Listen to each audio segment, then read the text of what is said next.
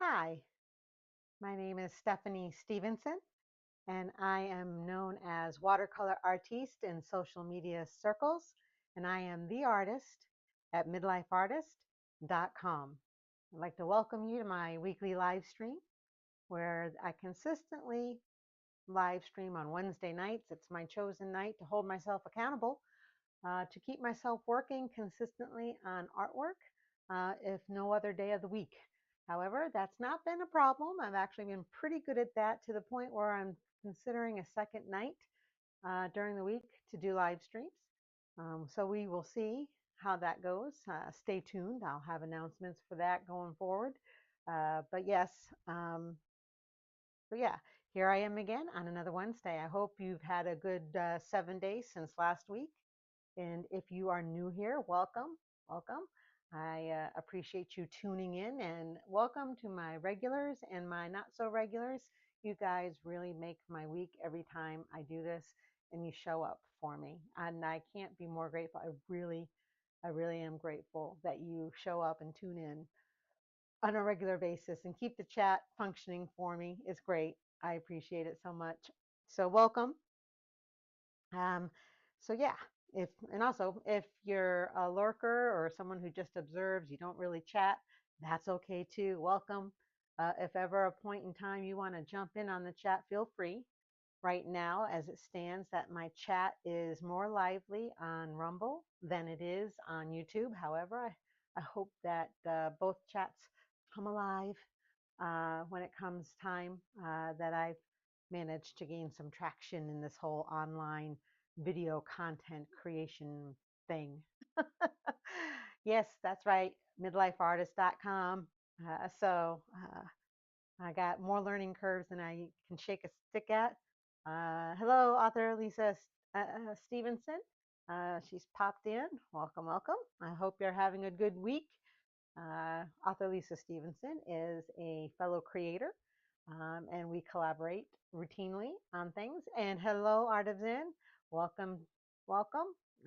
I'm looking forward to watching the latest video you put out today on your channel, especially because it looks like you have um, worked with the Meeden gouache paints. So I'm looking forward to seeing how that went for you, because I don't have Meeden gouache paints. I've got other gouache, but not the Meeden brand. And I tend to like Meeden for other things, so hopefully it turns out okay. Don't spoil it for me. I'm going to watch your video.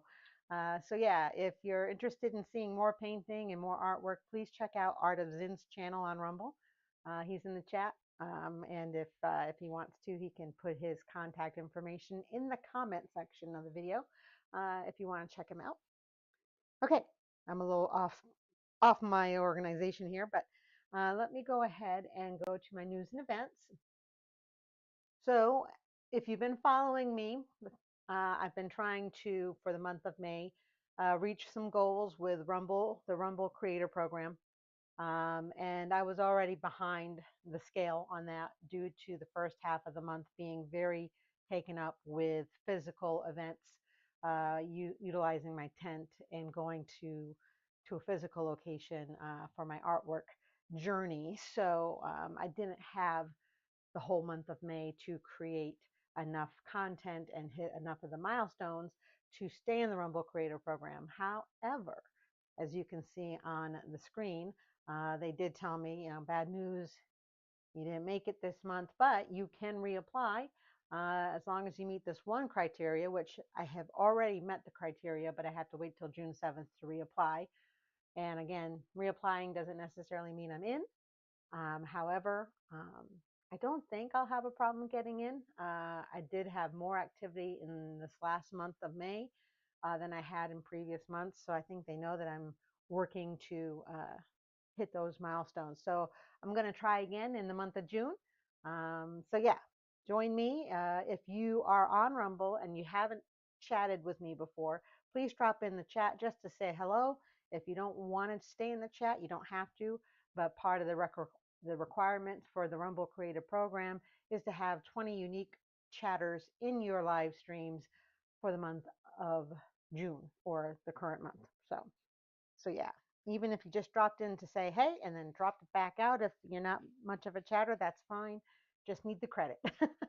Anyway, so, oh, and you're probably wondering, especially if you're on YouTube, um, you may, hello, Ray, welcome. And then Crazy Bear for You is also in the chat. Again, this is all on Rumble. However, if you're wondering why I'm not focusing so much on YouTube, there's a very good reason. One, YouTube is such a much bigger platform. I can't seem to gain traction there, and their requirements are so much higher than Rumble's for getting monetization. I think your starting level to even have an ability to monetize is set at 500 subscribers, or subs, as some people say, and I've got 51. So, and I've been on YouTube for years.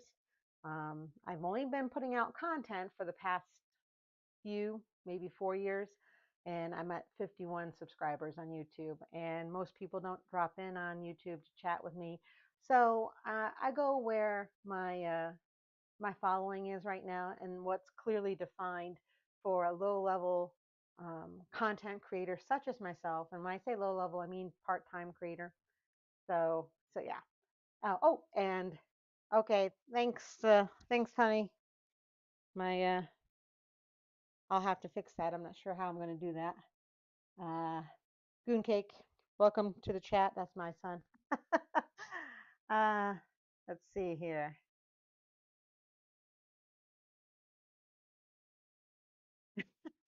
I need everyone in the chat to become schizophrenic and have at least 2 accounts. Can you guys do that for me? And then come in and chit chat for a bit and then go back out. But wait till after June 7th, just in case between now and June 7th doesn't count. I would think it does. And I'm going to operate on that. But in any case, I'm going to move on. So, yeah, I'm going to attempt to try again for the month of June for the Rumble Creator Program. We'll see how it goes. In the meantime, I'm going to, I've already applied for the Harris Arts Center. Their regional art show is coming up, and they have an application um, process for which I've already applied. Theirs is not juried, however, their space is limited, so they do have a somewhat juried process in terms of first come, first served, and how much space they have. So I applied as soon as I could. I haven't heard anything yet. Um, so yeah, okay. Thanks, honey. Thanks, Goon Cake, for the advice. No kidding, Zin. Oh, Zin, you and I have a private joke. Most everybody, there's a, you know, Zin and I and Ray, um, and Crazy Bear for You operate a True Social group, and so we keep a chat on our phones to help, manage it, so we're all on the same page. Everyone's got an equal say and things like that. And there was an oopsie in the emoji department this afternoon. Made me laugh. So thank you for that, guys. Thank you. I'll have to share that with Crazy Bear later. We haven't had a chance to sync up. Let's see. So Harris is under my belt. I've got that applied for. So what's next? Well, the Creative Arts Guild has their annual Arts Fest in September. Their deadline for application is July 31st, and it is a juried process. They have two processes to apply to if you wish as an artist. One is for the juried exhibition, which is what I have been doing for the past couple of years. And when in one year I did win the Patron's Choice Award for one of my paintings, and it was the Left Unattended painting. So if you want to know what that looks like, go to midlifeartist.com to the gallery and look for the guy that looks like a chef who shouldn't be a chef. And it's called Left Unintended. That one won the Patron's Choice Award 2 years ago at the Creative Arts Guild Arts Fest. So every year I do apply for the juried exhibition. However, in years past, I had not also applied for their vendor tent uh, for the festival for that weekend that it opens. And that's mainly because I didn't have enough artwork to cover my tent walls. Now that I do, I'm going to also apply for that as well. And it's also under a pavilion. So weather doesn't play as much of a role as it would in other outside venues. So this year, that's what I'll be doing in the third weekend of September, providing I get accepted, of course. So that's on my agenda. And dun dun dun, special announcement on Wednesday, first Wednesday of the month of June, for the next 10 days, starting today. If you've been eyeing a piece of artwork or a print of my artwork and you've been just kind of sitting on it or waiting for the next paycheck or whatever, whatever the case may be, and you want to get something, now's the time. I wish I could sound like one of those stupid TV commercials. I need Crazy Bear to come in here and do that. He's pretty good at that stuff. But yes, starting today through next Saturday, the 13th, you have a 20% coupon, Glow Up 20. Not blow up, but glow up. GLOWUP 20. Oh, here comes my commercial guy right now. Hey, hey, we've got some great deals. Come on down. Go to this website right here. You can't miss. And hey, if you act now, I'm sure you'll get a great deal. Look at just 20% off all artwork. I mean, come on. Code glow up to 20. You cannot miss with this, folks. Come on down. We've got plenty of art, plenty of prints, great artwork. You're awesome. You. And this is my life for real. This is not a joke. It is a joke, but it's for real. This is a true story. That's how my life is here. And you wonder why I'm so happy. And I typically am. So I've got a good life and I'm grateful for it. So thank you, God. Anyway, now I just need one of those trippy songs that stay in your memory and then you wish days later that that you didn't have it stuck in your head.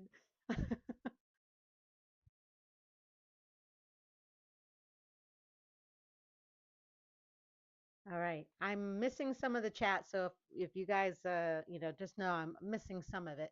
But anyway, take advantage of the sale and it's all artwork. It's not just prints. So if there's an original and you want to dig deep and buy an original, yeah, I had debated on doing this because I'm doing the applications for the exhibitions over the summer and I thought, well, what if I submit a painting for one of those and then someone decides they want to buy it? And I kept thinking, should I do it? Should I do the discount? Should I do the exhibition? And then I thought, I'll just do both and let the chips fall where they may. Because if I sell artwork, which is what I'm trying to do here, uh, that's a better problem than missing an application issue. So I'm gonna just let the chips fall where they may, have a little bit of faith and step out in it. So yeah, um, we'll see what happens. So anyway, take advantage of that. Look at your finances. Look at my gallery at midlifeartist.com. See if there's anything that floats your boat or needs to go on a blank wall in your house. Uh, I'd be appreciative because I am raising funds to get up to New England to see my sons and to see my grandson and my soon to be second grandson in September. So, yeah, I need to raise the funds. I need my artwork to pull its weight. So, anyway, now for, let's see, I have my little cheat notes over here. So, okay. And I am doing watercolor tonight, but I wanted to, first of all, thank everyone who's been aware and is praying for my Aunt Barbara. She had a surgery yesterday. I'm not at liberty to discuss the medical condition because mainly I don't know enough about it. However, she did make it through the surgery. She's doing okay.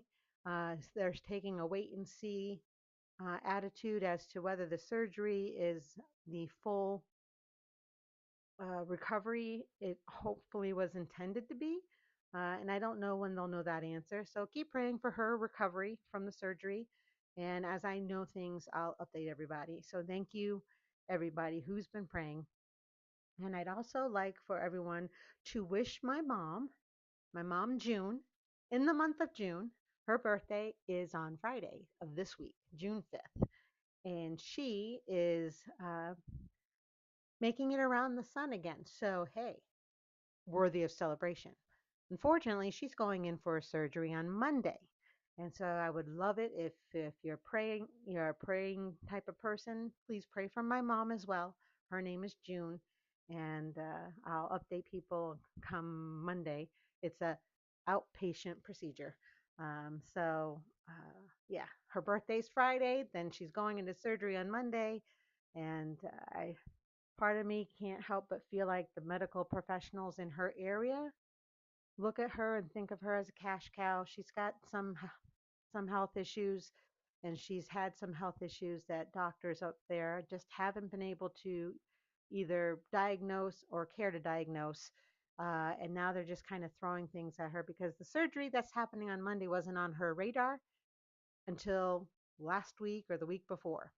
And suddenly they're saying she needs it, and it wasn't on the radar before. So I'm just a little concerned. I know it's a little pessimistic, but aren't we all a little pessimistic about the medical industry for one reason or another? So be please praying for her. I'd appreciate it. Yeah, on a happier note, I am going to be a grandma again come September. And my plan is to hopefully get up there, I think it's early September, but I'm not sure. I'm kind of waiting for the pinpointed details. It may be late August for all I know. I don't know. So we will see what happens. Um, so, anyway, without further ado, I'm going to go ahead and put this back on my shirt. I'm hoping you guys can hear me okay with it there. And I'm going to switch over to palette cam because I am, by the way, working on a watercolor tonight. So let's see here. Oh, and by the way, that is my painting of my first grandson, who's turning 1 in July. And it's not done. I still got to do that bottom half. If you've been watching, then you know I'm struggling with how I want to deal with the bottom half. And maybe this corner here, I'm kind of happy with how things look over here, but I'm still not happy with it here or down here. So it's, I think, 3/4 the way done. So that I'm not doing that one tonight. I'm gonna take a break, kind of keep back from it and do another painting. And so why am I doing another painting? Well, here we go. I am doing a watercolor. Okay, I'm going to stop for a second and just take a look here.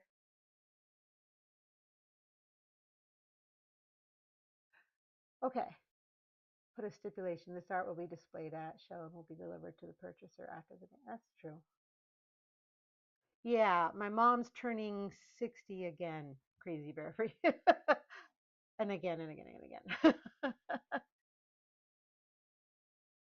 That's a good point, Artisan, about how the art being in a show may be perceived as more valuable because it's in a show, that it was juried into a show, which means it has merit in the artistic world. So that tracks. Uh, ah, Thank you, Crazy Bear, for you. All right. So in any case, I've got palette cam working tonight because I'm doing watercolor, which I can do on a flat surface and not an easel. The last time I painted on this is a block of watercolor paper. So it is glued on the edges to keep it from buckling as you paint on it. Okay, this is a Paul Rubens 100% cotton 300-gram hot pressed uh, watercolor block.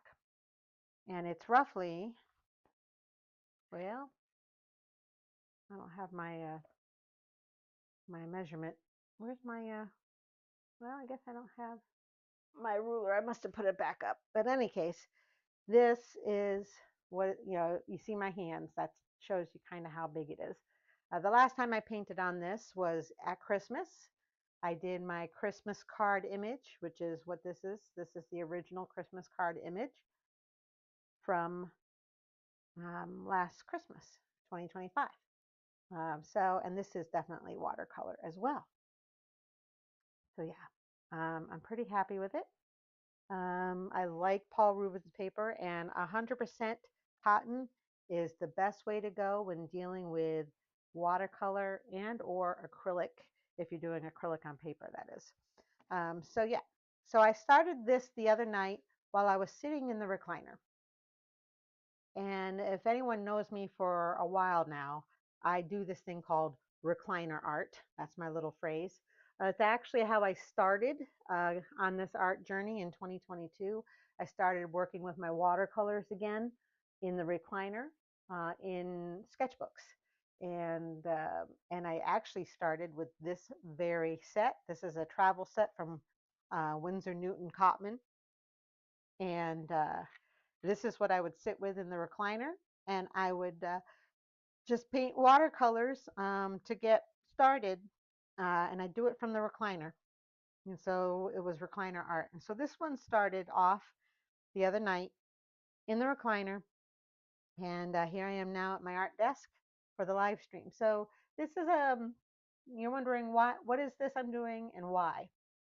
Um, it is a butterfly on a flower, and I had contemplated some of the feedback that I got from uh, event goers in the month of May.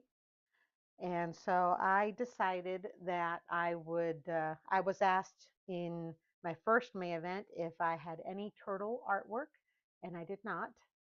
I was asked if I had any military artwork based on my Admirable Masculinity series. I currently do not, but that is in the works. That is something that'll be on the horizon very soon. So you'll probably see that in the live stream in the upcoming live streams in the next month, maybe 2 months. Um, I was asked if I had ladybug art. And the reason that was is that I had this welcome flag that I bought from the Ace Hardware store, one of those flags that hangs off of your mailbox. I had bought it because it was so brightly colored and it was ladybugs. And I love ladybugs.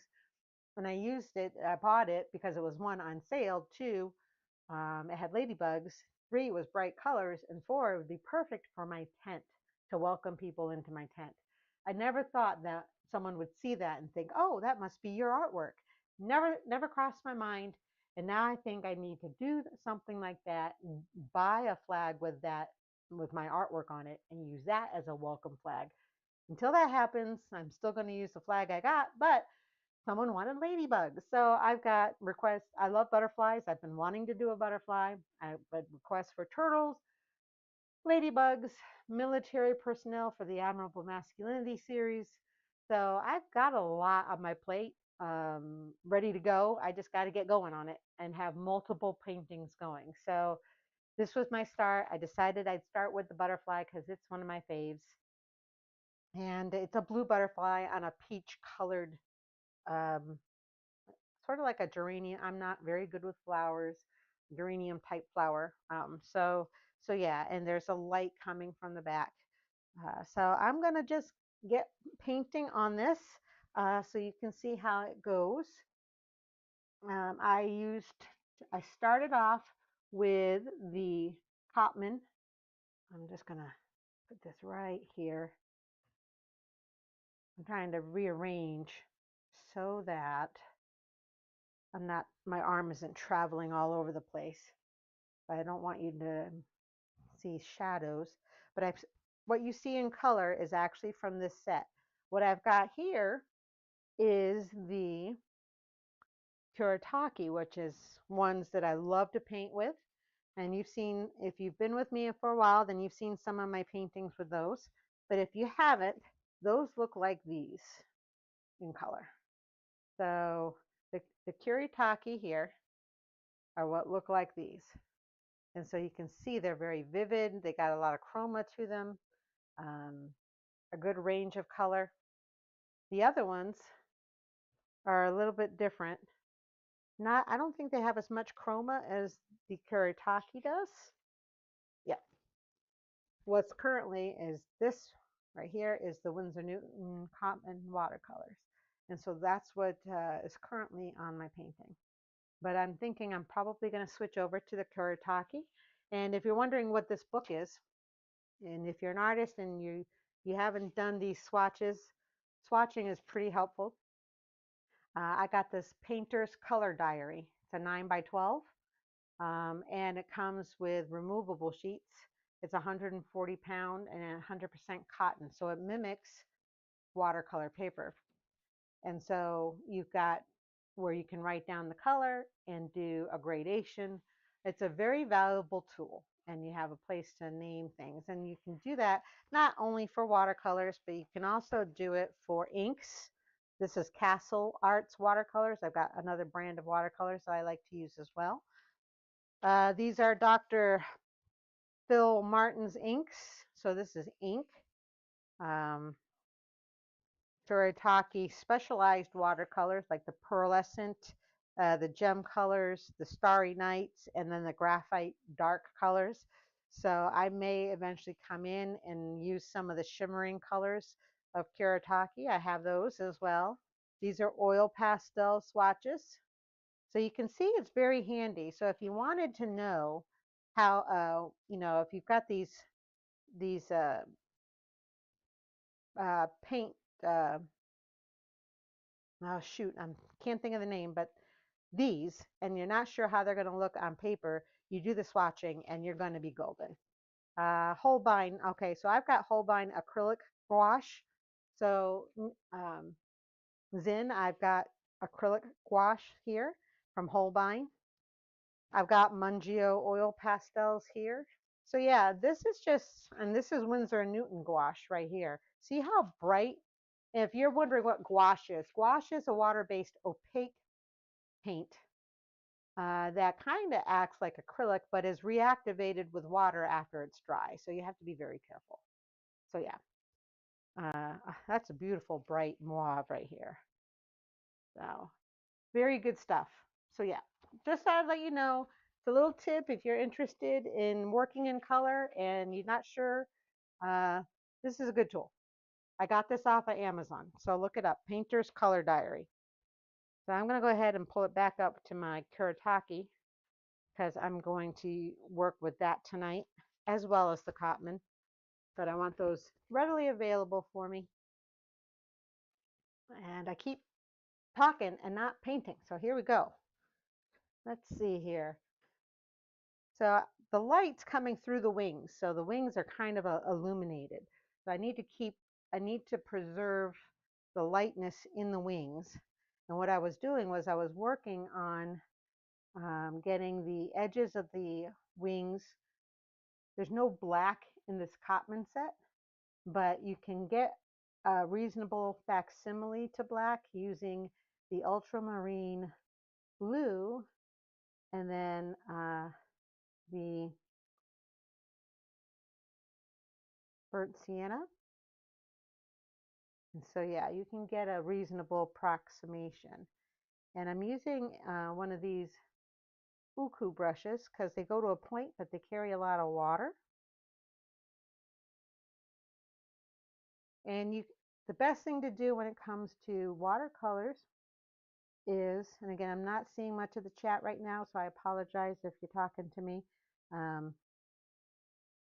My husband now knows how difficult it is to do art and talk at the same time because of the last the last live stream we did was him doing his ink on his artwork. Check that out on my channel. But yeah, so with watercolors you can layer from light to dark, which is what I'm essentially doing. I'm trying to preserve some of the lights and the whites on the wings. I'm trying to make sure I got, because if you can preserve the whites, you don't have to try to come back in with like a gouache white, which is an opaque white, to restore some of the whites you lost. So, so yeah. So that's what I'm doing here. And so this is really not a black in the strictest sense. This is a very dark bluish brown, and you can't tell that from the live stream.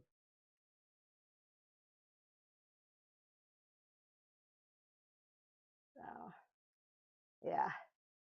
Ron saying he learned a lot from doing that video. For sure. For sure. So,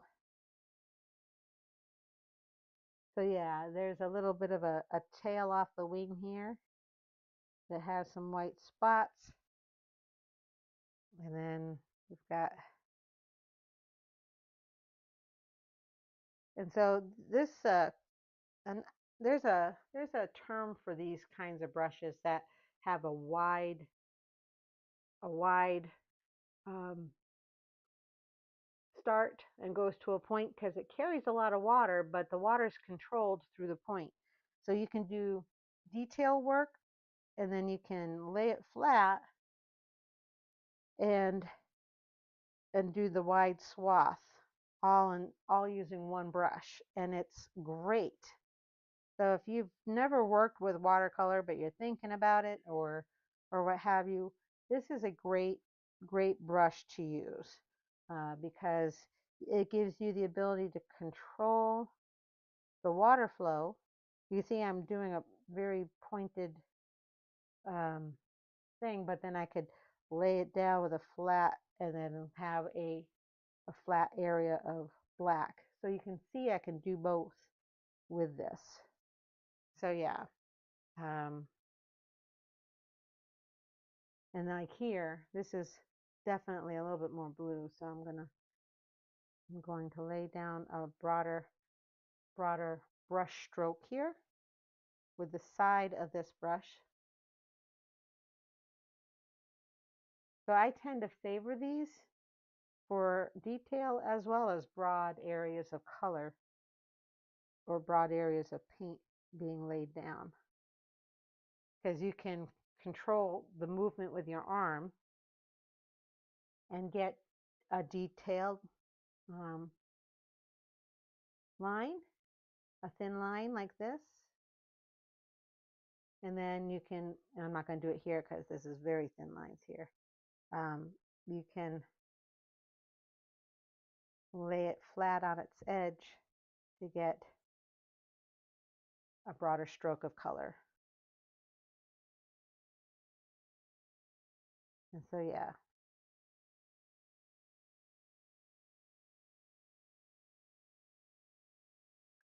So I'm getting the veins of the wing going. And very rarely did I have to go into the water and have to re-dip in paint because it carries the water. I mean, it takes a little finesse still, but when I dip the brush into the paints,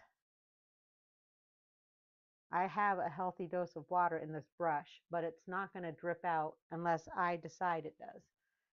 And so now I'm going to do this other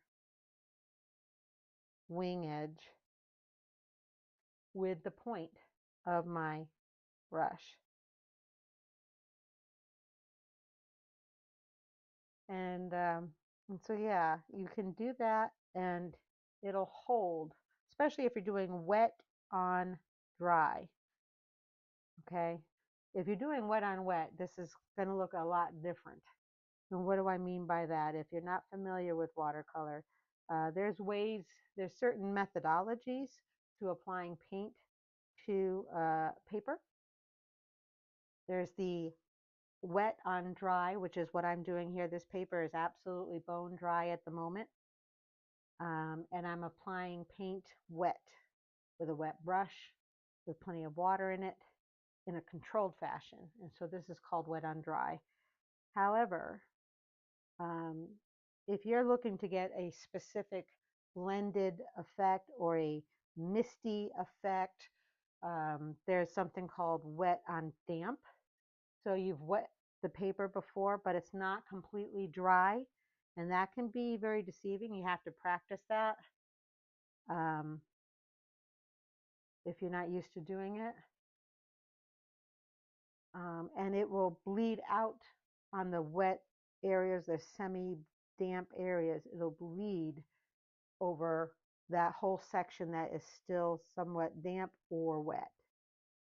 So, that's for wide swaths of color that don't require um, a whole lot of detail.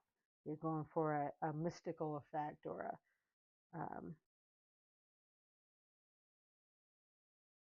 sorry, I had to stop for a second. I was looking at what I'm drawing here, or I'm painting. And again, I'm doing it. I haven't gone back into the paint at all. You see the difference. So this brush really controls it well.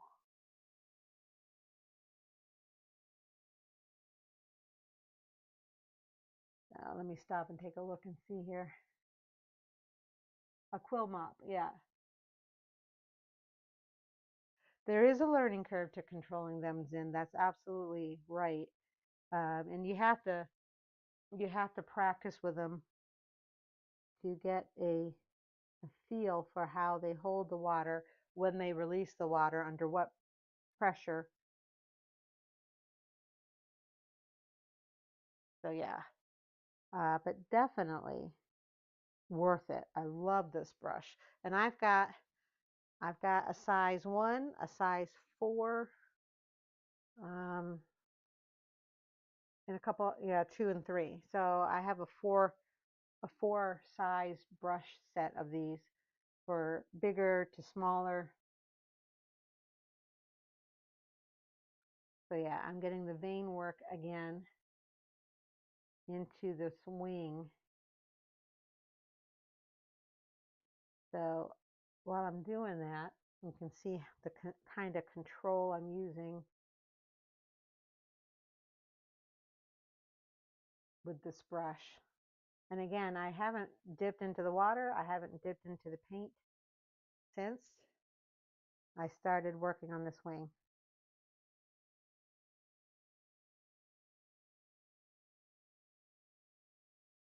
You can see the wings are taking shape.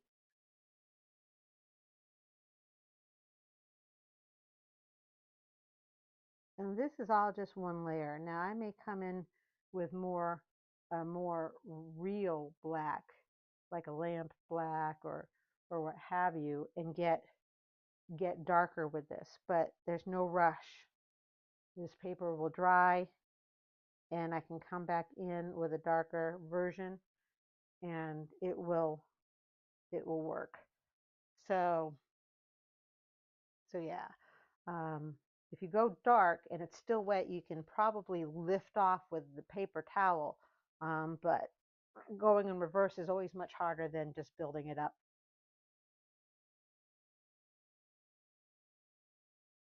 And so yeah, I'm doing this for the I love butterflies.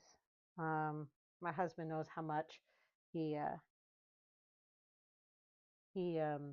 planted one year a garden of sunflowers for me, and boy, did that attract um, butterflies, particularly of the sort with the yellow wings. And I got a lot of pictures of those with my camera back in the day. This has to come up. This black area has a little bit of some of these black areas come up a little bit more. So, but yeah, so you can use this tip ever so delicately and you get a nice line. And it's not so dark that you like, oops, don't have to sweat it. I'm always looking for ways not to sweat the small stuff. You know what I mean? So, yeah. Oh, were you? Well, you're down to 2 days till you're retired, Ray. Our friend Ray in the chat is officially retiring from the teaching business this week, if I'm not mistaken.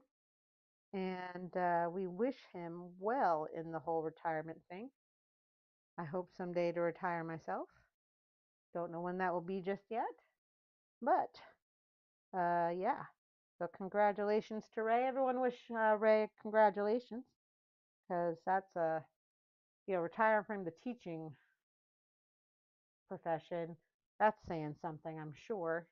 It's a lot of work to teach kids, and in today's environment, that could be very, very difficult. So congratulations, Ray. Sunflowers are great. They attract the yellow butterflies. Oh my goodness.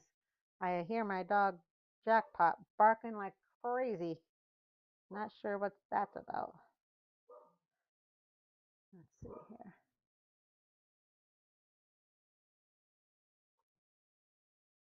Oh yeah, yep. I do have some of the. If you go to my website on the gallery, midlifeartist.com, and go. Is it in the gallery? I don't know if it's in the gallery. Um, I may not have those in the gallery, but I do think I have them as prints on the print category page of my shop. So if you're interested in photographs of sunflowers and butterflies, I did have a few of those with bees on them, as a matter of fact. So yeah, um, those are fun. I do think at some point I'm going to impose on my husband again to do another butterfly, a sunflower patch for me. And because I love sunflowers, and I love butterflies. So yeah.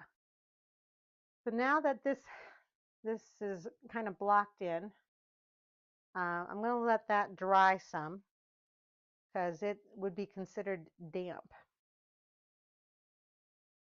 And I'm going to try to work a little bit into this flower because the light's coming from behind here and it's illuminating the wings. So the edges of the flower is very bright on these edges and gets darker and midtones over here. And I'm getting lost in the flower, so I'm going to try to shore that up.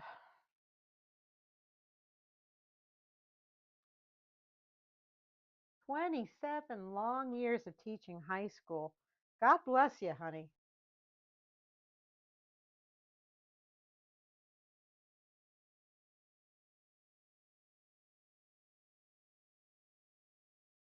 So yeah.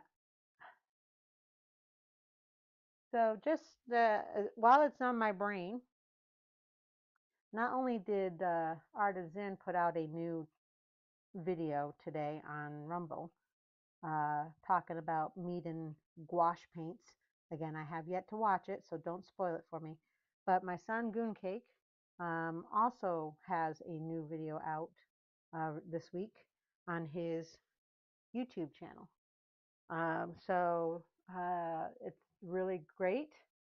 Um, really did a good job. He worked on a sketch that was essentially the topic of that YouTube um, video that he made. And the sketch he did while watching the live stream with Ron on Saturday night. And it was really, really well done, honey. I'm very impressed with it. So check it out. And you can put your link to that video in the comment section because it is definitely a well done ink sketch that he did. And if you're a fan of anime and manga, that'll really appeal to you as well. So yeah, take a peek at it. I'm trying to get the petal and I'm trying to define, I'm mixing the orange and the red to get a mixture of it.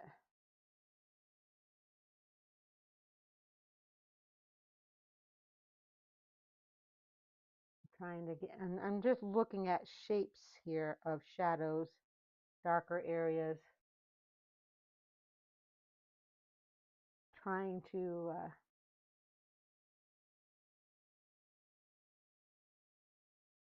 get the shapes of the shadows under the petals. This will eventually shape up. This is more of a blocking in of color at this point.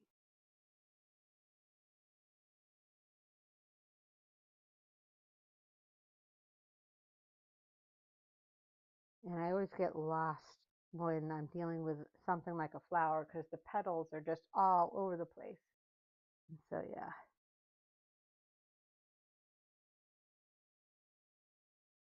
So yeah, there we go. Getting a lot of the colors that are darker figured out. Now, if for some reason, let me see about trying to find a, I'm going to show you what it's like to, let's say you got too much color in one spot, right? Let's say I didn't want this color right there in this spot. I went, oops, that's too dark.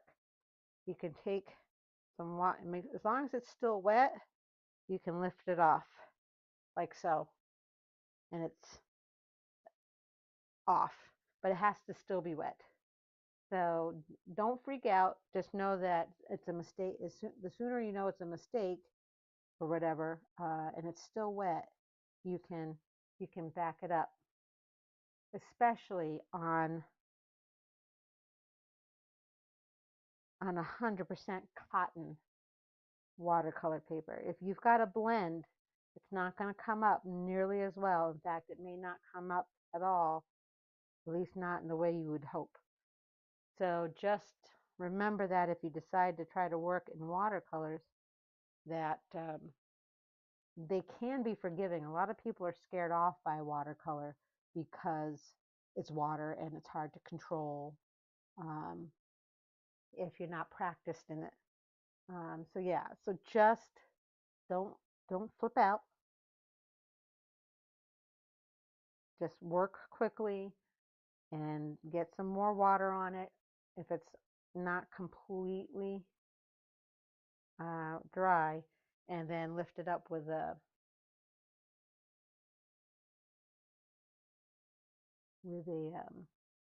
paper towel or something. Cotton is best.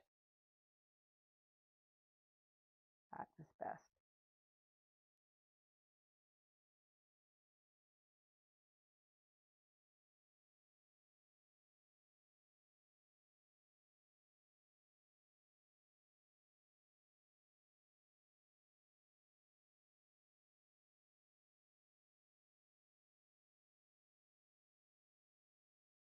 There we go. I know it's looking like just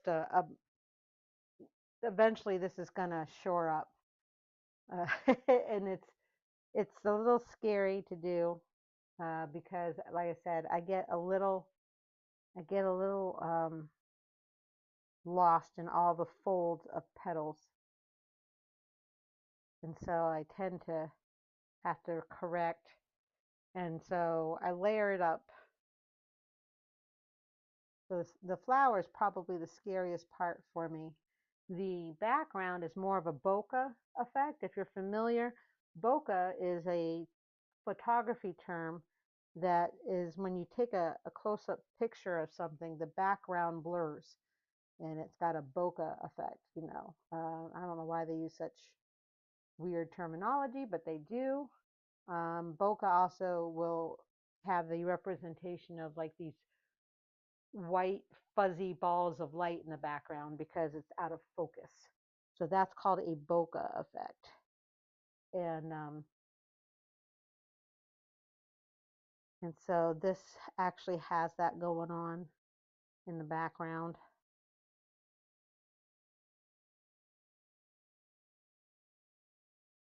And again, I'm using the same brush I've been using all along. Now I'm using it on its side to do a little bit wider swath of color. And then a point lay it down a little bit more. So yeah, this is all about,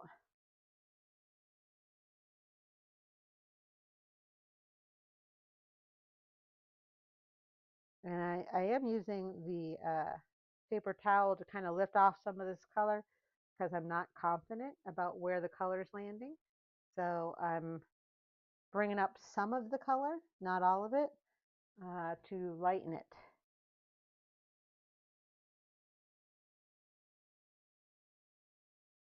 Again, these are all petals of a flower, and they're it's um,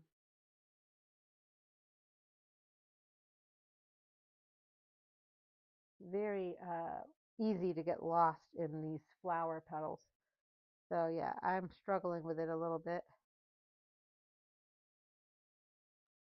But by the time I'm done, I think it'll it'll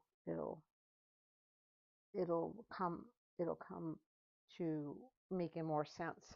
Now what I just did there with this is I started dark here and then I just used water to pull on the edges of where that dark paint was to have it bleed down the petal, because the closer you get to the end of the petal, the lighter it gets. And I'm actually touching some of the paint off of the edge of that petal. So you can see there's a gradation. And that's essentially being done with water. A little bit of paint and then water. Again, this is a dark area. So yeah, I'm building up tonal value with color and water and things like that. So this is probably what's going to take me the longest. And the way I can bring this forward is get the background darker. So I'm going to take a bigger kabuki brush here. My bigger one, it's the size 4. Manage some of the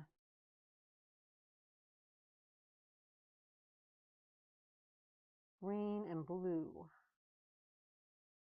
I want a nice dark green blue for the background. I'm even going to do some of this brown, get it nice and dark. I actually haven't used the Kuretake yet. I could easily get the background really dark with Kuretake, but that's accelerating something I'm not ready to accelerate. So I'm gonna just take it easy and get these built up slowly. You can see I can be very precise with this brush even when I have it laying on its side.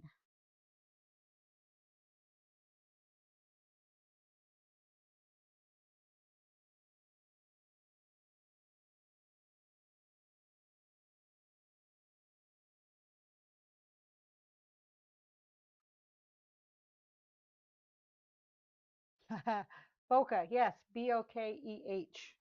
That's right, Ray. You know, Ray, you do some photography as well. You shared in the group today about a building in your area that was demolished um, a few years ago, and it's a shame because it was a very unique building. Um, and if you're not sure what I'm talking about, I can't explain it to you. But he posted it in the group today. And it was a unique building that was at one time a injection molding company, and also um, then it was a museum, and they bulldozed it, and it was a unique looking building. I was quite. It made me think of the Guggenheim in New York because the I hate to say this about the Guggenheim, but the Guggenheim reminds me of a big toilet because the fact that it was whitewashed when I saw it last, and it's round in many places. Um, so See, I don't know a lot about photography, Ray, but I really, really thought that picture of that building was awesome. I'm glad you got it documented in photographs. I'm sure you're not the only one, but that was great. Um, and it's a shame that such a unique building uh, will be no more. So you can see I'm getting dark down here. That pushes these petals right here forward automatically. I'm going to bring the palette cam down here shortly um, so you can see how this is looking. I did do a mistake. There's a petal here and another petal here, and I had painted blue and green backgrounds on it. And so I'm going to come back in and I re-wet it and I lifted it up. You can still see probably a little bit of blue-green, but when I paint over it in the peachy reds of the flower, that won't make a difference again. So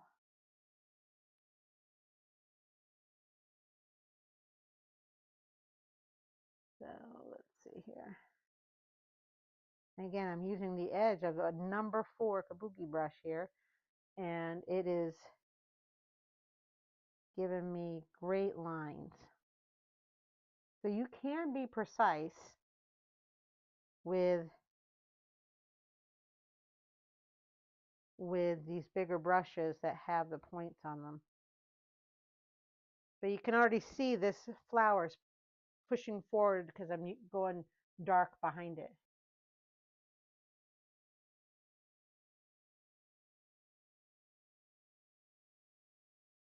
I haven't seen anyone pop up in the YouTube chat, and I don't know if that's because there's no one there or if maybe my window isn't working.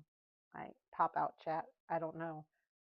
So if there's anyone in the YouTube chat that has said something or whatever, I apologize for not acknowledging you if you're there, because sometimes my pop out windows don't work. I've got it up, but I see no activity over there. So just so you know, I am keeping an eye out for y'all. But if you're wanting to know where it's happening in Rumble. Rumble.com. My channel is MidLifeArtist.com channel on Rumble. You can come on over to the dark side and chat with us on that side of things. It's all good. I'm getting dark, less water, more paint when it gets darker, by the way. You can start to see there's vegetation here, and there's a so I'm making some select dark areas.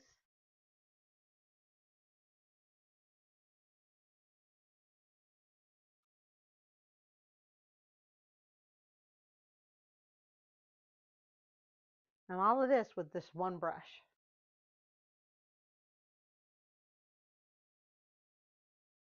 Okay. Thanks, Crazy Bear, for looking. I just want to make sure I'm acknowledging anyone that might be over there. Okay.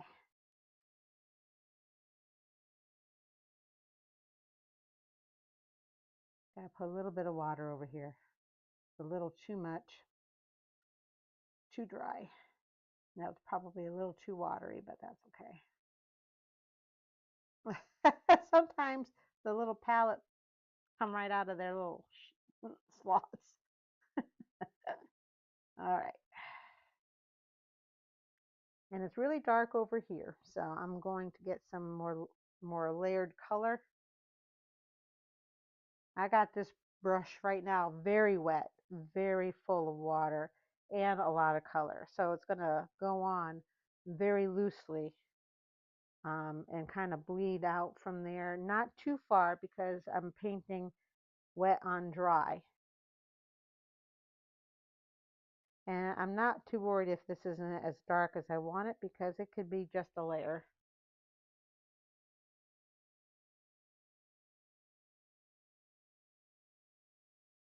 Again, just painting with this one brush.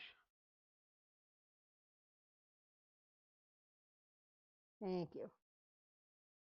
And again, I haven't even gotten to my Kuretake watercolors. I love those too. But I'm trying to stay consistent with the colors I started with on this. And all this in the background is actually very, very bokeh. And lots of soft edges, lots of colors, indications of vegetation, but nothing too distinct. And so I'm keeping it very, very wishy-washy. And now I'm going to come in and take just water to these edges so they don't get too seriously edgy. I want it very,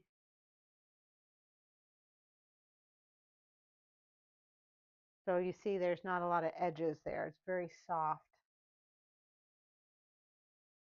And again, to those soft edges, more water.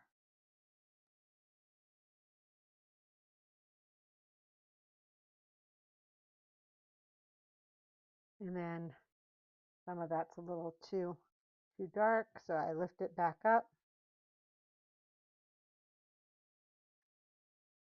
So let me see about bringing down palette cam real quick so you can see it closer. Okay.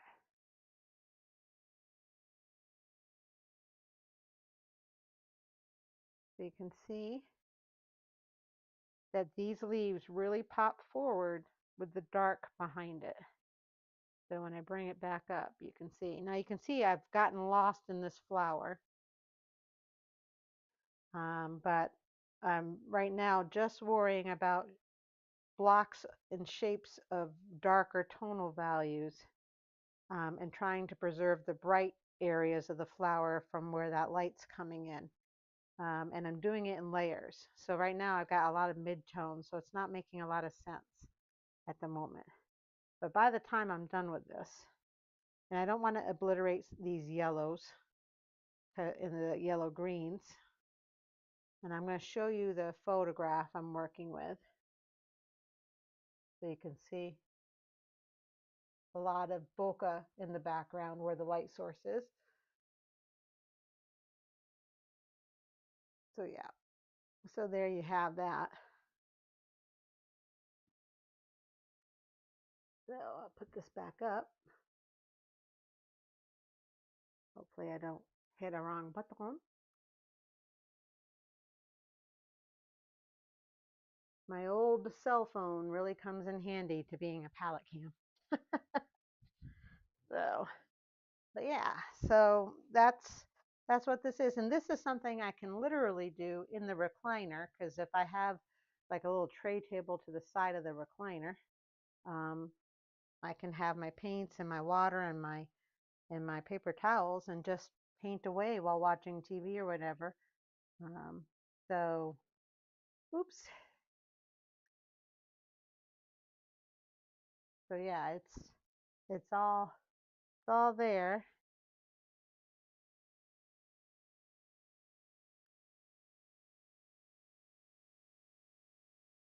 And anytime I do have an area that is dry, there's no way to lift the paint, but I need to come back in with a lighter color.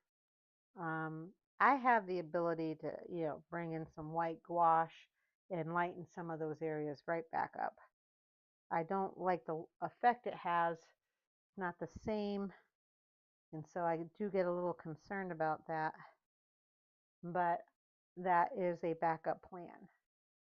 So,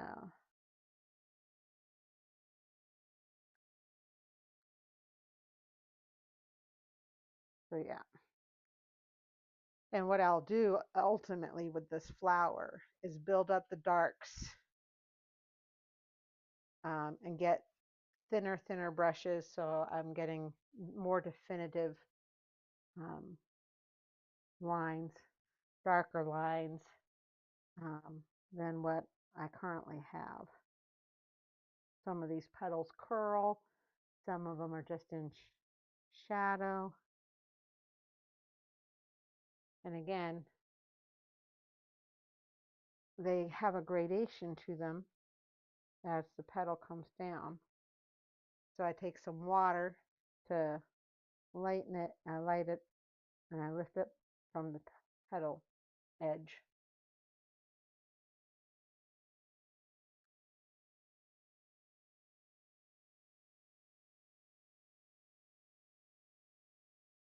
Oh yeah.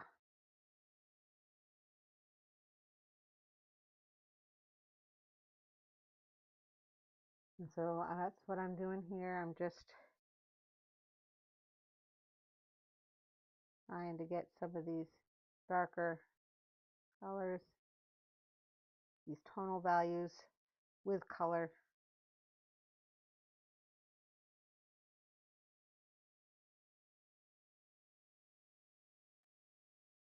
So when you have dry paper towels and you need a less definitive look, you can use some more water, lift it up, put it down, lift it back up, put it back down. I got a little bit of purple in here, so I'm going to see. It's like a lavender purple in some of these areas. That's not the kind of look I want. It's a little too red. Still need a little bit more blue. More of a purple.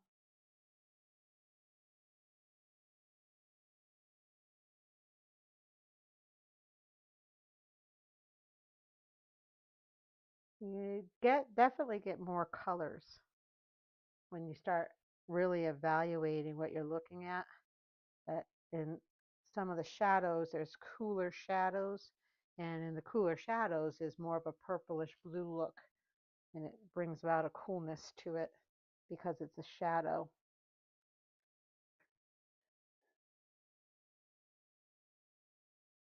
This is still wet. And some of, even though this is on a block of watercolor paper, sometimes the paper still buckles a little bit, but when it dries flat, which is great. All right, that's too big. I'm going to use a smaller one. And do some more green.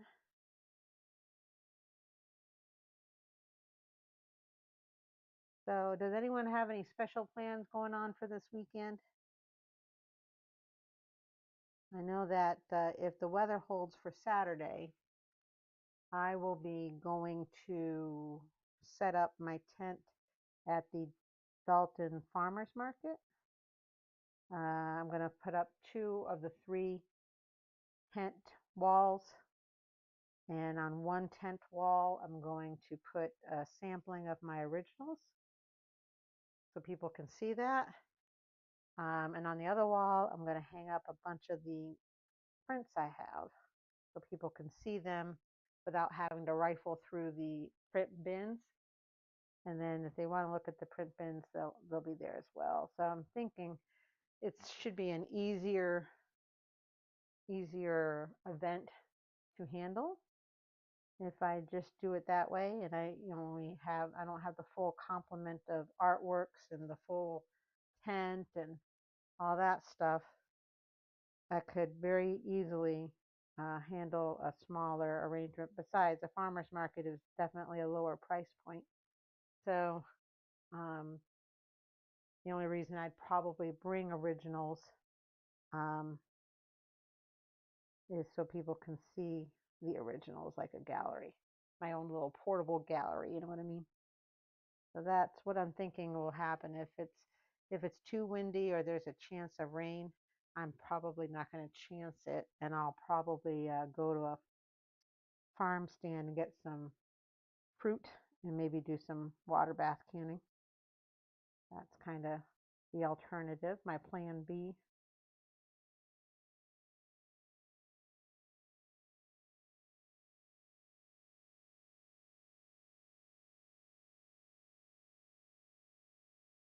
What um, I'm hopeful that if I'm able to make something at the farmer's market with some sales of prints, which is kind of my hope there. Um, that'd be great if I can sell some prints.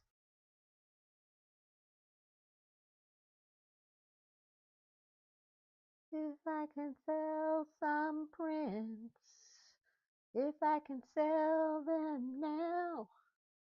All right, who knows what song I was making up? I know Ron knows. You're under a flood watch. Holy cow. You're in Florida, right, Ray? So you're in a, is there a early season hurricane or just a storm front?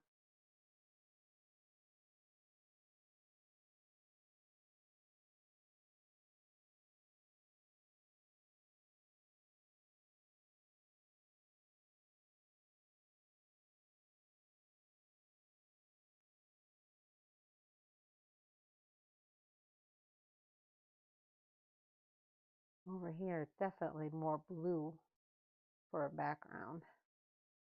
And if you're not careful, if you try to paint dark over an area that that you layered earlier, but it's not fully dry, you can accidentally lift up the color instead of make it darker.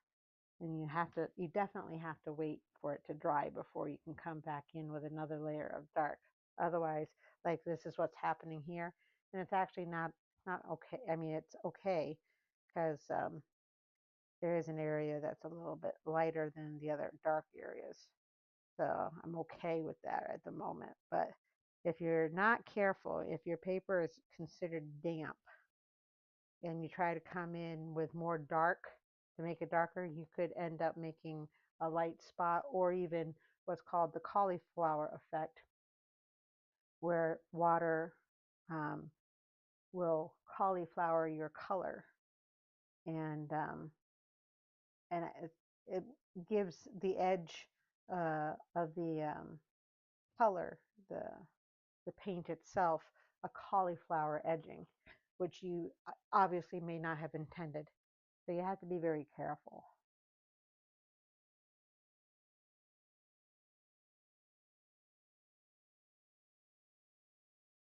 So, and how do you know when the paper is actually dry versus damp?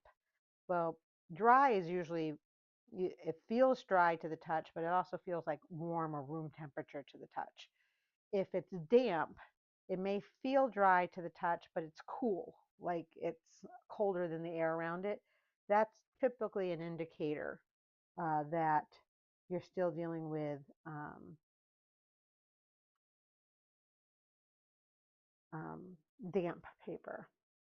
Like I got sun rays here, and what I want to do is maybe this is where I probably want to wet the paper down with streaks and then let the streaks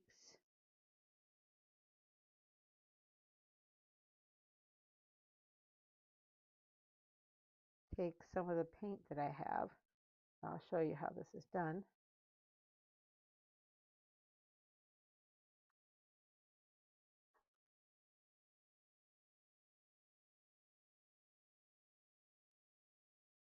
I can't see the wet because it's 100% cotton.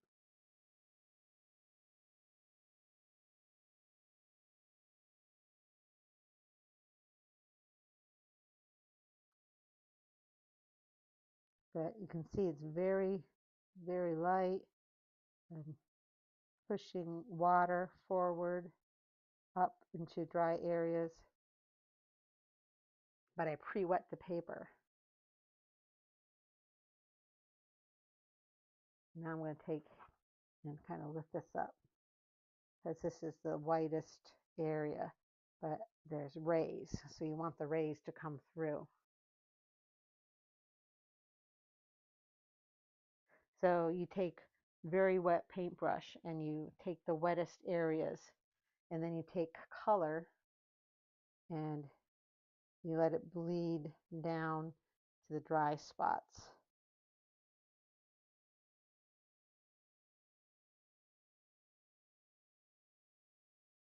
And you get this sun ray effect. if you can see that in the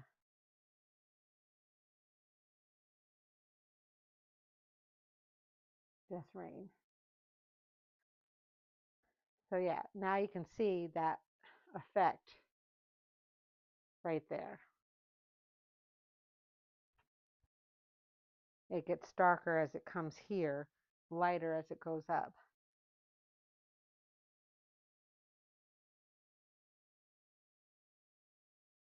And you want to keep this distinct, no hard edges, no that kind of thing. And then you build up the dark down here and leave this untouched. It'll give you a nice lighting effect. Up here is the same way.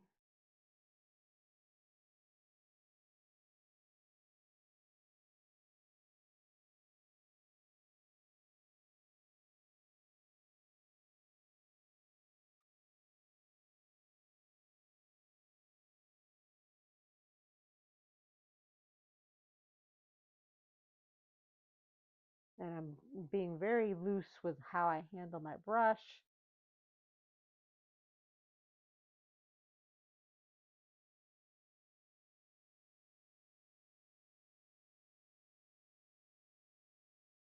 Try to keep, oops,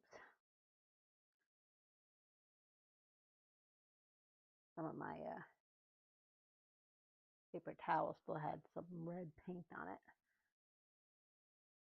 You don't want that. There's no red up there. So what you do is you re-wet the paper, get a clean paper towel, not like the one I had, and you lift up. There we go. There it is, fixed.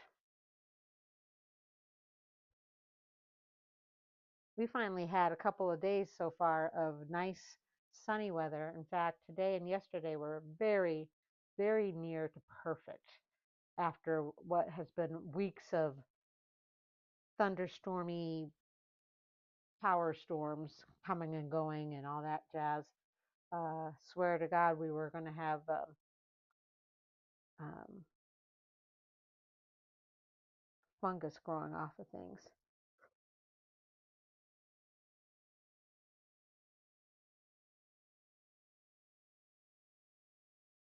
So yeah, now that that is kind of going, you can now see that this flower is kind of popping forward because of the darkness of the background. We got that light source coming. I think I want to get my Kuretake shimmering blues and see if I can't get a shimmering effect. Let's see here. Aha. And you're like, what are you talking about? What I'm talking about?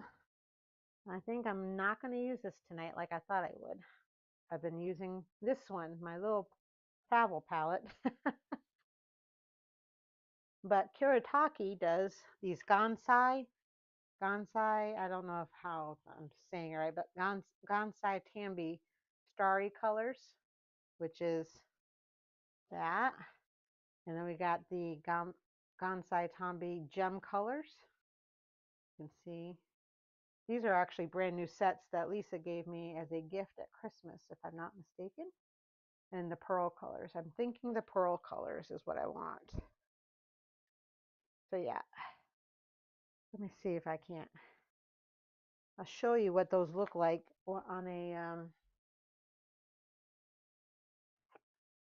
another.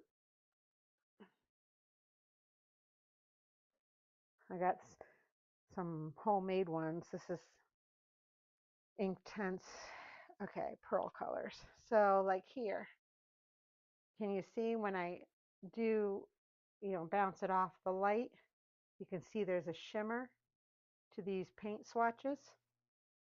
These are the pearl colors, and this blue and this gem blue do shimmer in the light. And so I'm thinking I might try those on this tonight.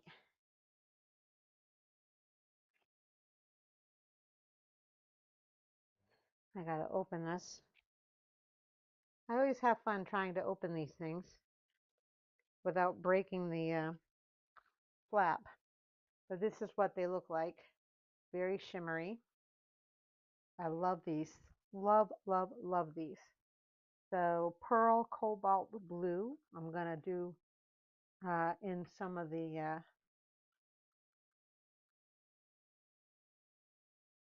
just making sure I got a clean brush here. I gotta wet this palette of blue down right here.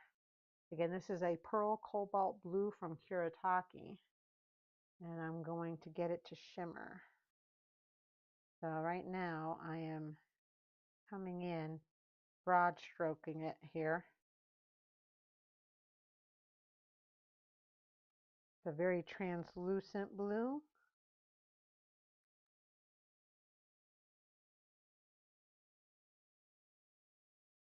And then what I'm going to do is take my paper towel and I'm going to lift up the color where the light is coming through.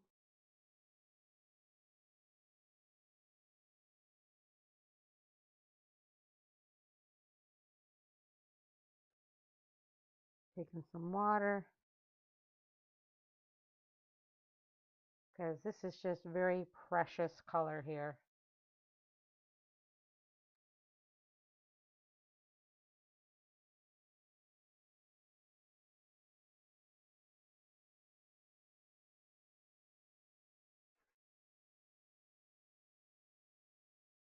And yeah, I am lifting up color to give the effect that it's glowing. And then I'm going to come back in with the darker blue of the gem, which is in this one.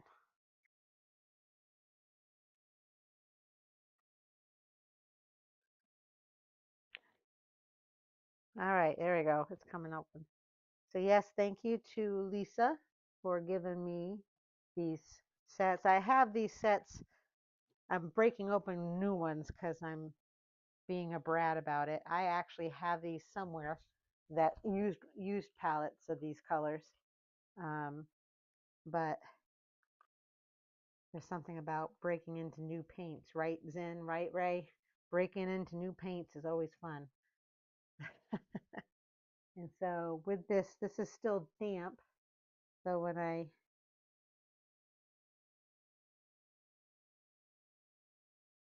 these darker blues,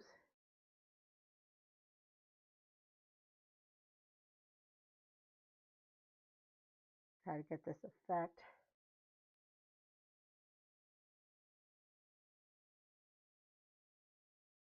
Again, the black is very, very pale in comparison right now, and that's because I got to build it up. All these colors are being built up.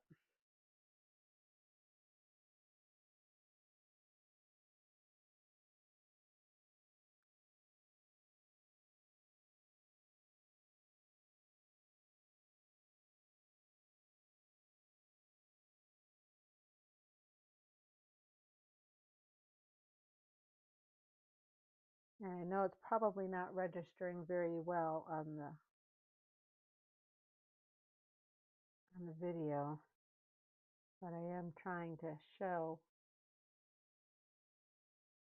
how these colors really dance in the light, but it's hard to do that. Now when this dries, it's going to really have a shimmer effect in real life. But until I get the darkest darks done, it's going to kind of be middle ground.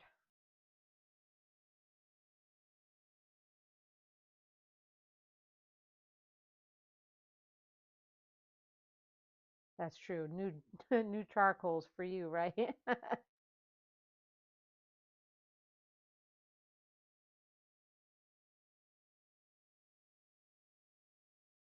So yeah, I may have to let that dry.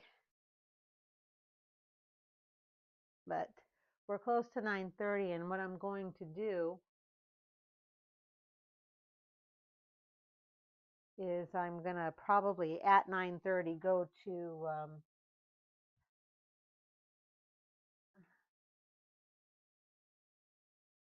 just making sure my thing is plugged in right. All right, we'll see how that does. Um, at 9:30, I'm probably going to switch over to the Rumble Premium. But if you still want to hang around after 9:30 to watch me, you don't have Rumble Premium, you can either buy Rumble Premium if that's your prerogative, or you can see me on the flip side on the other platform because I'm not monetized there, and I'll still be streaming there as far as I know. So I do want to let this dry a little bit before I continue on because I think I touched all these areas with paint and it's still considered damp. And so I'll talk a little bit about my Benin. So what I'm going to do is I'm going to go premium at 9:30, and if you've got to log off because it's a school night, then by all means. And Crazy Bear put the link into the other side if you want to join me there, because I think I'm going to keep going for the sake of those requirements that I talked about earlier. But if you are not going to join and you need to log off for the night, I totally understand. I'm grateful you joined me tonight for as long as you did. Um, please be sure to check out my friends' channels and web pages. Ray X2 in the Rumble chat. He's got a Rumble channel. He's also got a website as well, Art of Zen. We have my son, Goon Cake. He's got a YouTube channel that I hope he's put the link in the comments. Everyone put your stuff in the comments and check each other's stuff out because you're all very talented. Crazy Bear, put your stuff in there as well. And Lisa, author Lisa Stevenson, she may have logged off already because she's got to get up early too for her job. She is author lisamarie.com, if I'm not mistaken, for her short stories and novels. So check her out. I collaborate with her by doing her cover art for her. So yeah, Ray's turning into a pumpkin. Well, you're allowed, Ray. You know, you have a hard job that you're retiring from this week. Congratulations again. I you're part of the generation of teachers that is probably going to be greatly missed. So, and I know for sure you will be missed by the students whose lives you impacted. So, congratulations again to you. And like I said, I'm going to switch to premium here. Um, and oh, Goon Cake says that on YouTube, his channel is Nico Does Art, NicoDoesArt on YouTube. Check him out. He does the pen and ink in the manga and anime styles. And he does some great work already. And he's just getting started on his journey. So, yeah, good stuff. It's always fun to watch people get started on their journey and see how far they go. So, everybody, you have a good night. Remember to like, subscribe, comment, share, do all the things, all the algorithmic things. And I appreciate you joining me tonight. You guys have a good rest of the week if you're not staying on with me. And I'll see you next Wednesday, maybe sooner, depending on whether I get another live stream out between now and then, but definitely Wednesday. And have a good weekend. Stay dry, Ray. And I will see you next week. Let me see what I'm doing here. What am I doing? Okay, now I'm going into the lot. Okay, here I go. Bye, everybody.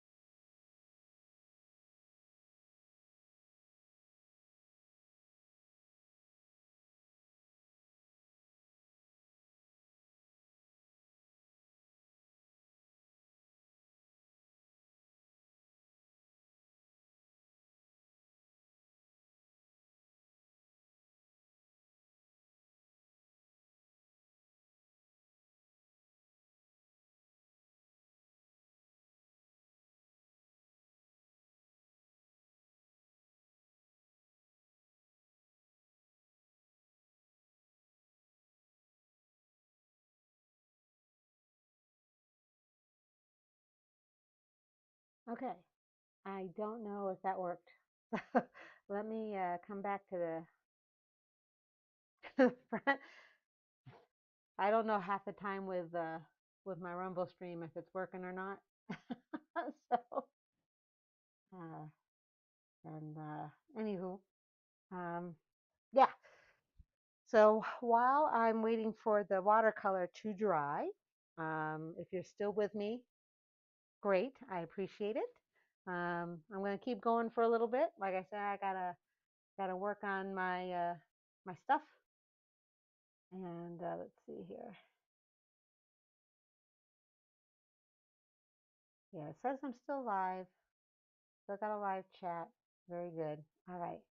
Um, I'm gonna go ahead and show you. This is my painting of my grandson. Oop, I still have wet paint on it. Um, okay. Well, that's weird. Okay. Well, I think I'm on premium. I told it to update stream. Well, maybe I can't do it because I'm not officially in the Rumble Creator Program. I don't know. But I'm going to keep going because I said I would. So stay on with me if you'd like on Rumble or on YouTube. But while I'm waiting for this to dry a little bit, I'm going to talk a little bit about this painting. I think I've got the face on, on my grandson to the point where I'm happy with it. Um, I do think I want to still work a little bit in the shirt area, but I definitely feel like I need to do something different up here. Like, keep it dark because this is the shadow side of him. Um, but I think it's just still a little too busy with the abstract. Keep touching it; it's not dry yet.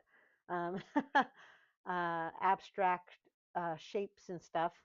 And then down here, of course, I've got to further define his feet, his hands, and then I need to make sure I can um, set him in in space. There, it's like the lower half of him's floating, and he's really sitting somewhere. So I feel like I need to get him placed uh, for sure. So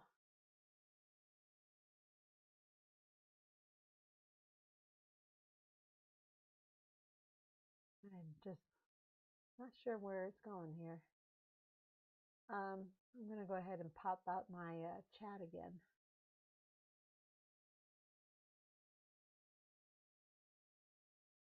We'll put that right there, and we will put that right there. So if you're in the chat, oops, that's not what I wanted.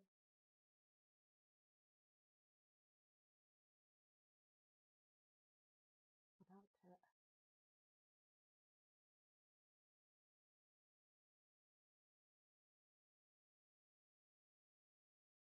Huh. Well, I don't know what's going on.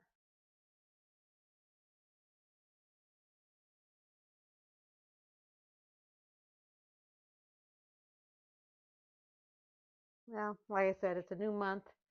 Whatever situation it is, I'm not sure, but I'm going to keep going. So yeah, I got to do more on the bottom. I think once I figure out the bottom half of the painting, I think maybe the rest of it will come together. This is my 24-inch square canvas. I'm looking to also, um, I have to do a Zalubra painting for husband unit on his game. And then, am I still streaming? Yes, I am. Okay. Um, and I have to, I want to get started on the next in the Admirable Masculinity series. And I have an image for that pieced together. But I gotta figure out which size canvas I want to do it on. I'm thinking it's going to be the 24 by 36 canvas that I have for sure. I don't think smaller is going to work for the next Admirable Masculinity canvas painting that I'm doing, uh, which will be for the modern day warrior army in the field of battle being ministered to by Jesus as the Archangel Michael stands guard kind of thing. It's that kind of motif. I'm not sure how I'm going to render it yet. I'm going to put my own style and stuff to it. Um, but that one's going to be a definite bigger painting than anything I'm doing currently. Um, but yeah, so um, the other thing is I gotta do something for a ladybug. I'm trying to figure out a good composition for a turtle thing. I think I want to do that on canvas in oil. Um, so I'm not sure yet how that's going to work. Um, I'm not sure where my other. There we go. Okay, there you are. I see the YouTube is working. Very good.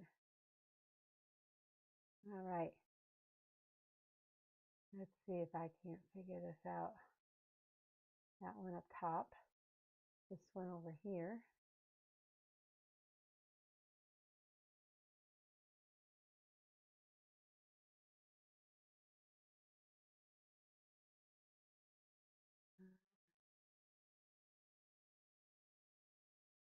Not really what I wanted to do.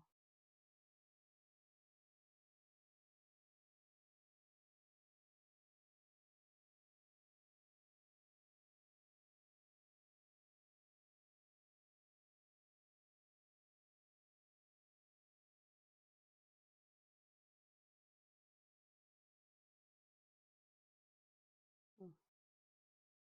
Yeah, it must be changed because of the situation that I'm in. I don't know. Okay, I don't see anyone else on the Rumble chat. So if you're on YouTube, um, I'm going to switch over to the YouTube chat. Put that in the middle of my screen. There we go. Aha. There we go. Now I've got it figured out. Here we go. So yeah. So this is still damp. And I think this will be damp for at least another half hour or so, unless I took a hair dryer to it. Let's see if this will. Oh, it works better when I have the palette cam up. Let's see if we can get, there we go. So yeah, so you can see how it's turning out. It's definitely shaping up, but I definitely need to get this areas defined. So that makes sense because right now it's too much on the slant and it seems like it's cut there, like the composition's cut there. So I have to definitely work on those transitions. And I could probably come in on this butterfly in the dark black areas with like a black ink pen. But I think I'll do that last if I can't get it dark enough with my own paints. But yeah, right now it feels dry, but when you touch it with the back of your hand, it has a cool feel. That means it's still damp. And if I were to try to paint on this anywhere on the dark areas, it would actually lift paint off.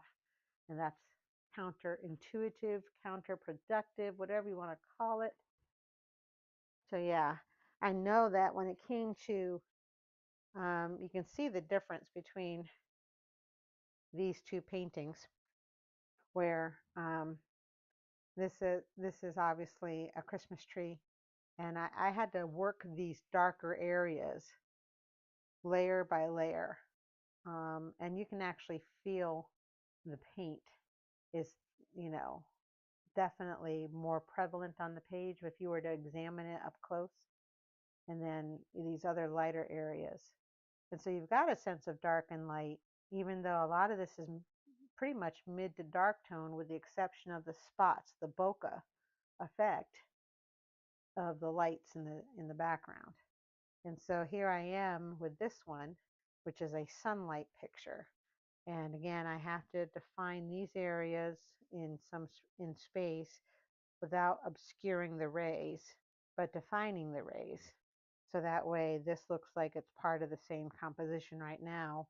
This corner doesn't seem to look like it belongs with the rest of the composition because it's not clearly defined. And my flower, while it's taking shape, is still far from where I want it to be. So yeah, but I would say it's at least halfway there for sure. So yeah, there. So you can see I did not do a taped border on this one. I went straight to the edges. This reminds me of that time in the first grade. My first art class was with, let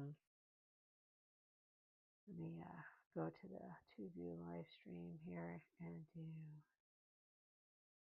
that one. Okay, so that way you can see me talking to you as well as the two paintings. But in first grade, Mrs. Aspen's class, the art teacher, her name was Miss Sherman, would come in and teach an hour of art. And we each got a colored piece of paper. It was usually like a slate bluish gray. And we were to make a winter scene on it. This is first grade, right?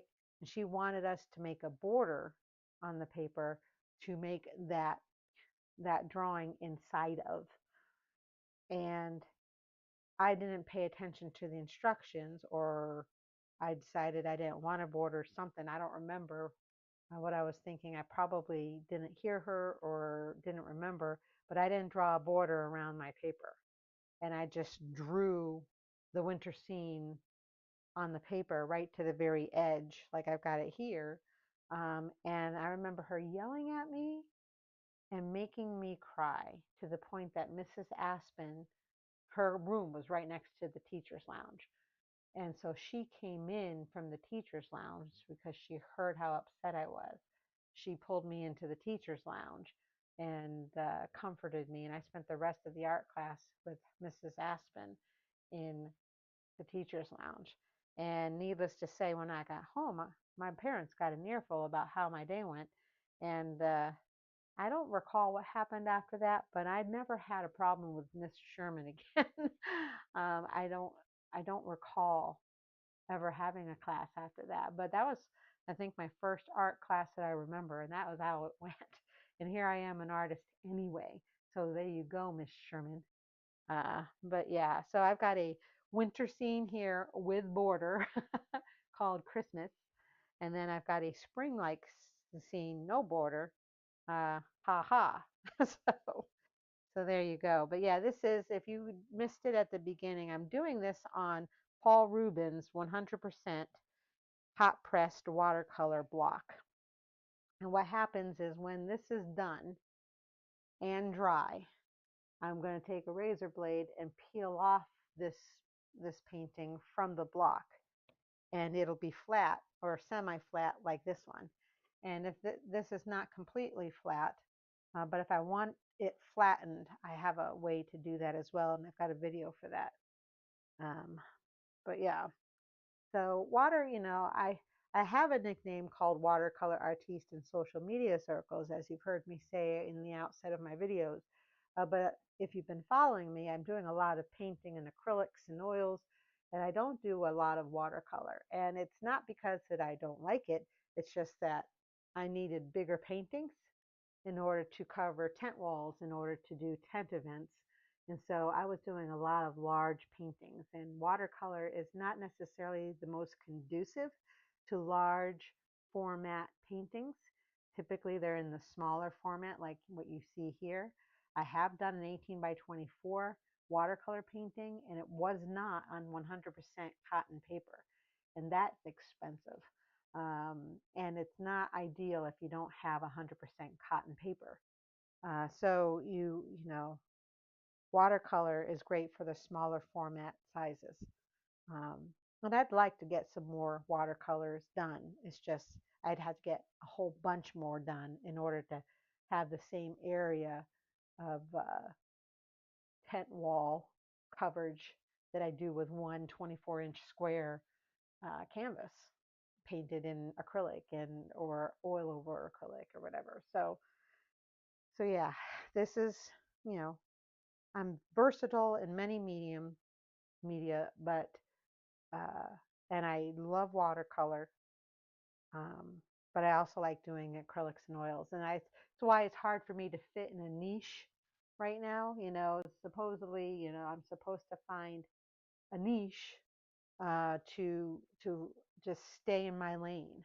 Well, my lane is all kinds of lanes. I like to go in the left lane. Sometimes I like to be in the middle lanes, and sometimes I will pass in the right lanes.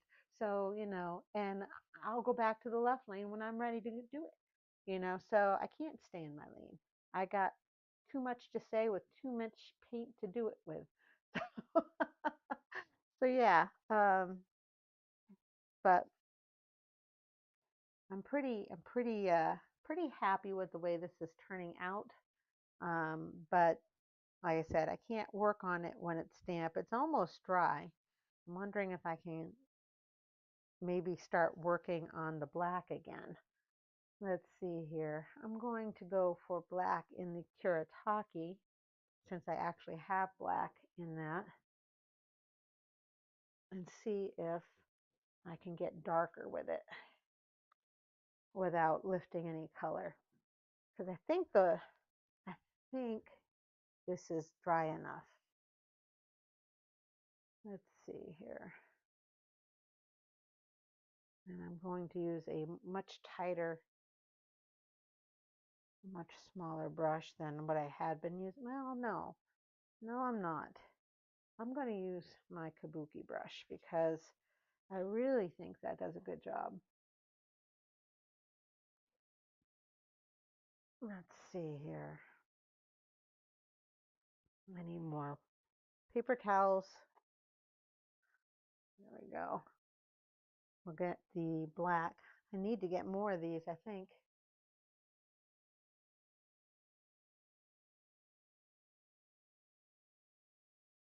All right. So yeah, let me see if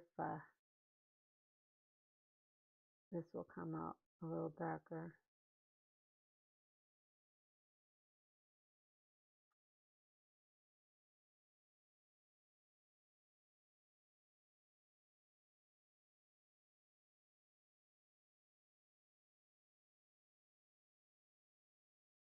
Oh, I think that's coming out darker, so that's good.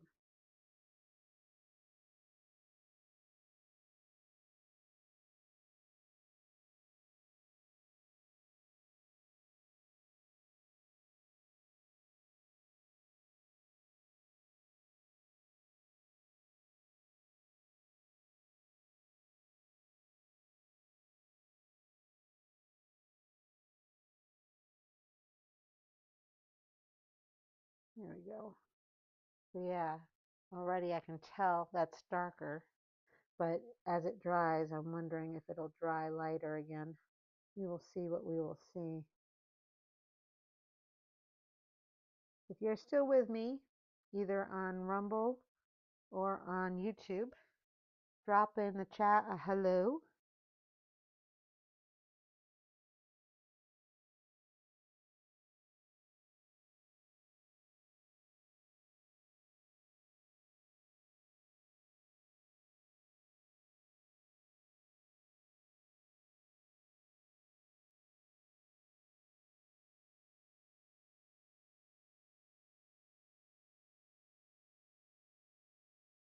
Let's see here.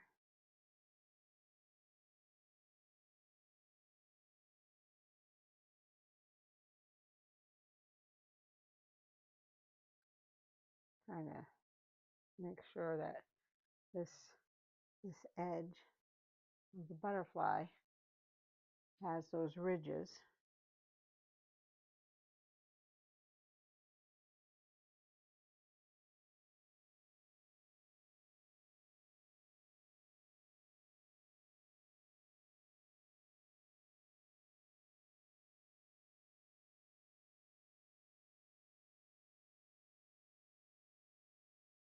Oh, good. All right. I still got Crazy Bear, who's on YouTube. For some reason, the Rumble isn't showing up anymore. Okay. Yeah. Okay, I do see the live chat. Very good.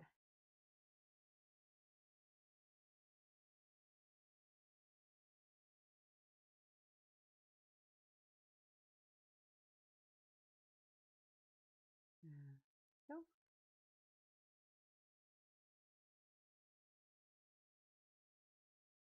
oops, I lost my reference photo. There we go.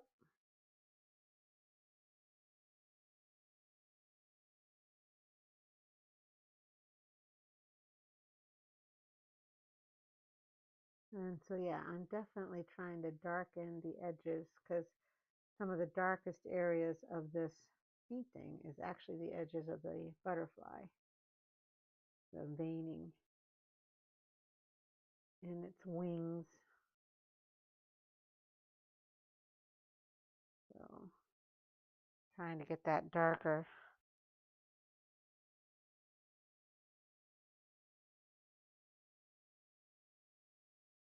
with a real black as opposed to the fake kind. Ha ha ha ha.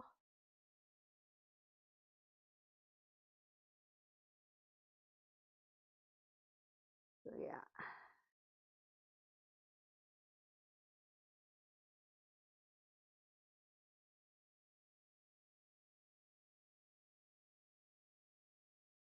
I'm definitely being very, very gentle.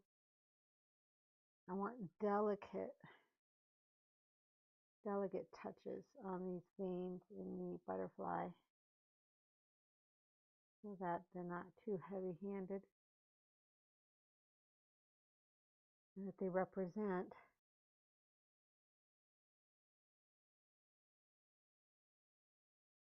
very delicate wings that are illuminated from the back.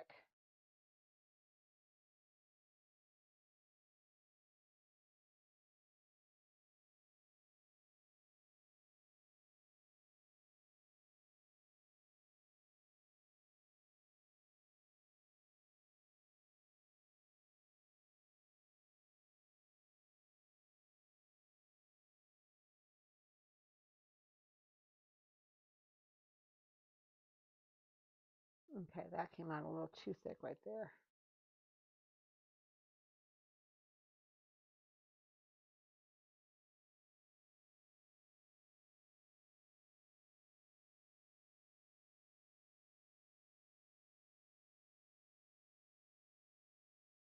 But I think that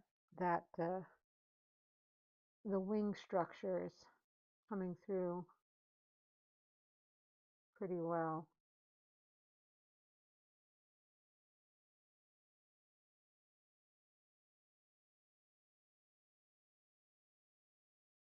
Like I said, I'm trying to be very delicate that these veins in the wing stay delicate themselves. Because I want that butterfly to look as delicate as butterflies are, especially in the wing structure.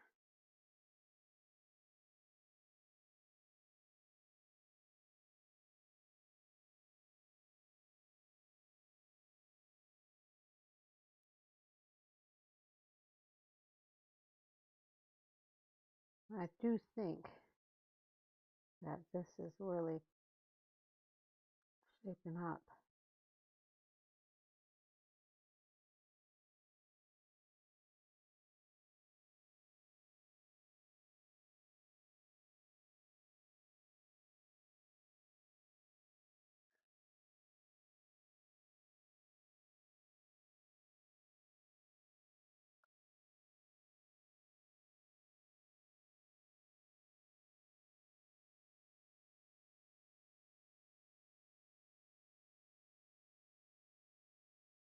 There we go.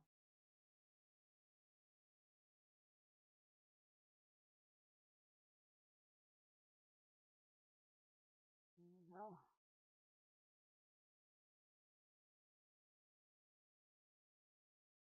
And then I think we got some antenna that will have to come up.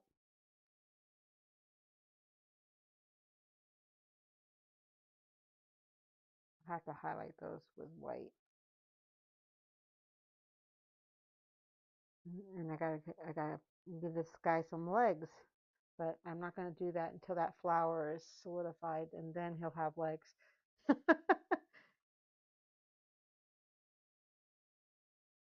But yeah, I really want the butterfly to turn out as delicate as I see it.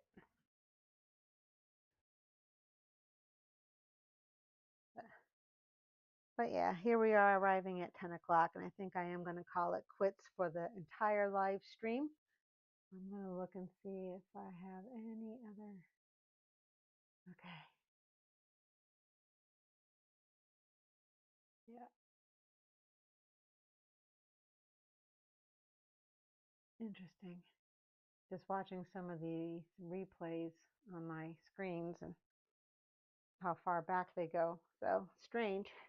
But anyway, thank you for joining me tonight. Thank you for being patient while I maneuvered on my computer, which, of course, if you know me, you know that I am not as good as I'd like to be when it comes to operating the computer side of things on video content, but I am getting better with each practice. But yeah, I'll probably end up finishing this one before next Wednesday. So it's very likely I'll be working on something new next Wednesday. I'll let you know how Saturday goes, whether I actually go to the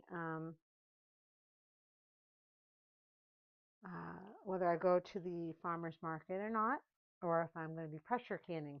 We'll see what I'm doing there. But yeah, I'm putting my paints away because I need to do that after each live stream. But yeah, so thank you for joining me. And when this is done, I'll be posting it to my social media.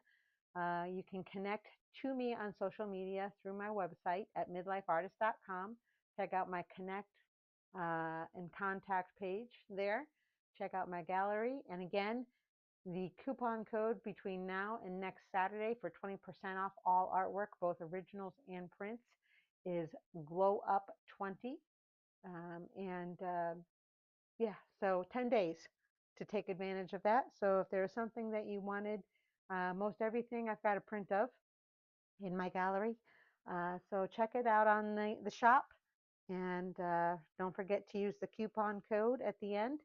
And please like, subscribe, uh, put in the comments what you liked about tonight's live stream best, if there's something you learned, if you have a request for a painting that you'd like to see me paint, whatever the case may be, please leave a comment. I do see them when they are posted. And I'll be here again next Wednesday at 8 p.m., barring any unforeseen circumstances, right? Anyway, have a good night. Have a good weekend. See you next week.